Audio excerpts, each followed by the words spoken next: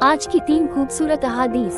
Number 1, हमारी मुसीबत का अल्लाह को कितना एहसास है। नबी करीम ने फरमाया कि मुसलमान जब भी किसी परेशानी, बीमारी, रंजी मलाल, तकलीफ और गम में मुब्तला हो जाता है, यहाँ तक कि अगर उसे कोई कांटा भी चुभ जाए तो अल्लाह ताला उसे उसके गुनाहों को मिटा देता है।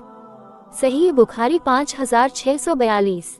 नंबर 2, मरहूम वालिदैन। हजरत अबू हुरैरा से रिवायत है कि आपने फरमाया, नेक आदमी का जन्नत में अल्लाह एक दर्जा बुलंद करता है तो वह पूछता है, अल्लाह मुझे ये दर्जा क्यों मिला? तो अल्लाह फरमाता है, तेरी औलाद ने तेरे लिए मगफिरत की दुआ की है, इसलिए अपने वालिदैन के हक में दुआ करते रहना चाहिए। अल्लाह से दुआ है कि अल्लाह हमें वालिदैन की कद्र नसीब फरमा और उनकी बेहतरीन औलाद में शुमार फरमा, आमीन। नंबर 3, बदनसीबी की पहचान। रसूलुल्लाह ने फरमाया, 4 चीजें बदनसीबी की पहचान है।